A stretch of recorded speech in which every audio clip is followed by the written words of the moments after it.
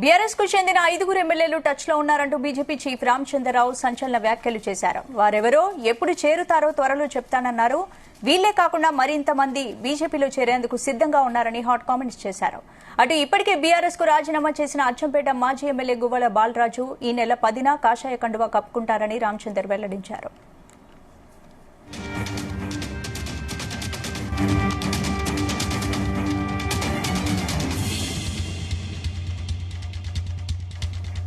ఈ అంశానికి సంబంధించి పూర్తి అప్డేట్స్ మా బ్యూరో చీఫ్ నరేందర్ అందిస్తారు. నరేందర్,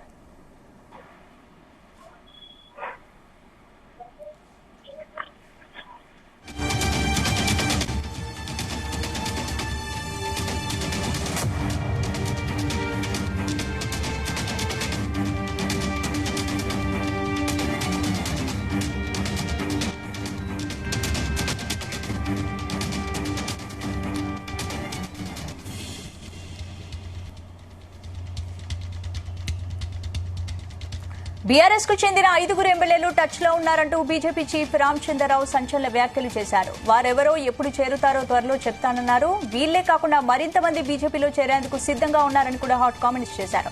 ఇందుకు సంబంధించి పూర్తి అప్డేట్స్ మా బ్యూరో చీఫ్ నరేందర్ అందిస్తారు. నరేందర్, స్పందన బీఆర్ఎస్ మాజీ ఎమ్మెల్యే గువ్వల బాలరాజు ఇటీవలనే బీఆర్ఎస్ పార్టీ నుంచి వెళ్లిపోయినటువంటి పరిస్థితి. ఆయనే కాంగ్రెస్ లోకి వెళ్తారా బీజేపీలోకి వెళ్తారా అన్నటువంటి తర్జన భర్జన అనంతరం ఆయన బీజేపీలోకి వెళ్ళడానికి నిర్ణయం తీసుకున్నారు. ఇప్పటికే రాష్ట్ర బీజేపీ చీఫ్ రామచంద్రరావుతో భేటీ అయ్యారు.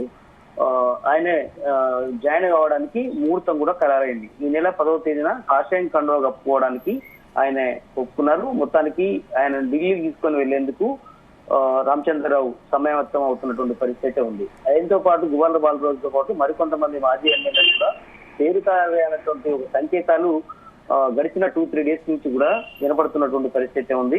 అదే విషయాన్ని రామచంద్రరావు కూడా కాసేపటి క్రితమే పలు మీడియా ప్రతినిధులతో షేర్ చేసుకున్నటువంటి సందర్భంగా ఆయన అభిప్రాయాన్ని వ్యక్తపరిచినటువంటి పరిస్థితి ఉంది. ఖచ్చితంగా బీఆర్ఎస్ పార్టీ ఖాళీ కావడం గ్యారంటీ. ఆయనే గువ్వల బాలరాజు ఒక్కడే కాదు, ప్రస్తుతం కొంతమంది ఎమ్మెల్యేలు కూడా టచ్ లో ఉన్నారన్నటువంటి విషయాన్ని రామచంద్రరావు ఒప్పుకున్నారు. ఎమ్మెల్యేలే కాదు, ప్రస్తుతం ఉన్నటువంటి కొంతమంది మాజీ ఎమ్మెల్యేలు, అదే సమయంలో కొంతమంది సీనియర్ లీడర్లు కూడా మాతో టచ్ లో ఉన్నారు. అవన్నీ విషయం సందర్భం వచ్చినప్పుడు చెప్తానన్నటువంటి విషయం కూడా ఆయన సంచలన వ్యాఖ్యలు చేశారు. వాళ్ళు ఎప్పుడు చేరుతారు, ఎలా చేరుతారనే సందర్భం వచ్చినప్పుడు చెప్తానని కూడా ఆయన చెప్పే ప్రయత్నం చేశారు. ఖచ్చితంగా వీళ్ళందరూ కూడా ఖచ్చితంగా ఏదో సందర్భంలో చేరే అవకాశం ఉందన్నటువంటి విషయాన్ని అయితే ఆయన షేర్ చేసుకున్నటువంటి పరిస్థితి అయితే కనిపిస్తుంది. అచ్చంపేట మాజీ ఎమ్మెల్యే గువ్వల బాలరాజు ఈ నెల 10వ తేదీన చేరబోతున్నటువంటి సందర్భంగా పలు అంశాల మీద ఆయన పలు ఇంటర్వ్యూలు ఇచ్చినటువంటి పరిస్థితి కనిపించింది. దీంట్లో రామచంద్రరావు తన అంశాలతో పాటు పార్టీలో జాయిన్ అయినటువంటి విషయాలు, అదే విషయంగా కొంతమంది ఎవరెవరు ఫోన్ లో టచ్ లో ఉన్నారు. ఎందుకంటే మనం చూసాం కవిత ఎపిసోడ్ తర్వాత బీజేపీలోకి బీఆర్ఎస్ మెర్జ్ అవుతుందనేటువంటి సంకేతాలు కొంతకాలంగా వినపడినటువంటి నేపథ్యంలో దీనన్నింటి మీద కూడా బీజేపీలో చర్చ జరిగింది. దాని తర్వాత రీసెంట్ గా మనం చూసాం సీఎం రమేష్ వ్యాఖ్యలు చేయడం కానీ, బీజేపీ ఎంపీ, దాని తర్వాత కవిత వ్యాఖ్యలు చేయడం కావచ్చు, దాని తర్వాత కేటీఆర్ దీని మీద కౌంటర్ మాట్లాడడం కావచ్చు, ఇదంతా జరుగుతున్నటువంటి నేపథ్యంలోనే సడన్ గా గువ్వల బాలరాజు ఒక్కసారిగా బీఆర్ఎస్ పార్టీలో కీలక నేతగా ఉన్నటువంటి అటు కేటీఆర్ తోనూ కేసీఆర్ తోనూ చాలా సన్నిహితంగా వివరించినటువంటి వ్యక్తి ఒక్కసారిగా పార్టీ నుంచి వెళ్లిపోవడం అనేది ఇప్పుడు ఆ పార్టీకి కొంచెం కలవరానికి గురి చేస్తున్నటువంటి నేపథ్యం. ఇప్పుడు రామచంద్రరావు కూడా ఇప్పుడు అదే విషయాన్ని ఒప్పుకుంటూనే చాలా మంది ఇంకా నాకు టచ్ లో ఉన్నారు, మాజీ ఎమ్మెల్యేలే కాదు ప్రస్తుతం ఎమ్మెల్యేలు కూడా కొంతమంది టచ్ లో ఉన్నారన్న విషయం కూడా చెప్పారు. వాస్తవానికి బీఆర్ఎస్ పార్టీ మొన్న 2023లో మొత్తం 39 మంది ఎమ్మెల్యేలు గెలిచారు. ఒకరు చనిపోయిన నేపథ్యంలో దాని తర్వాత 38 మంది మారినటువంటి పరిస్థితి ఉంది. దీంతో మొత్తానికి 38 మందిలో ప్రస్తుతం 10 మంది కాంగ్రెస్ గూటికి చేరిపోయారు. ప్రస్తుతం 28 మంది ఎమ్మెల్యేలు మాత్రం బీఆర్ఎస్ లో ఉన్నారు. ఆ 28 మందిలో ఎవరెవరు వెళ్తారు అనేది ఇప్పుడు బీఆర్ఎస్ పార్టీలో ఒక చర్చ అయితే దారితీస్తుంది. గువ్వల బాలరాజు కనుక వెంట ఎవరెవరు వెళ్ళబోతున్నారు, అదేవిధంగా దాని తర్వాత ఎమ్మెల్యేలు ఇంకెవరైనా వెళ్ళబోతున్నారా, ఇది ఖచ్చితంగా ఆరాధించే అవకాశం అయితే కనిపిస్తుంది. ప్రస్తుతానికైతే మనం చూస్తున్నటువంటి అబ్జర్వేషన్ ప్రకారం బీఆర్ఎస్ పార్టీలో అత్యధికంగా రంగారెడ్డి జిల్లా, హైదరాబాద్ నుంచి మాత్రమే ఉన్నారు.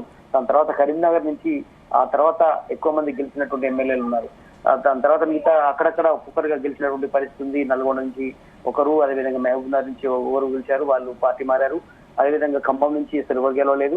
ఇట్లా చాలా మంది వరంగల్ నుంచి ఇట్లా అడపదడప గెలిచినప్పటికీ కూడా టోటల్ 28 మంది సంఖ్యాబలంలో ఎవరు ఇంతకు వెళ్ళబోతున్నారు.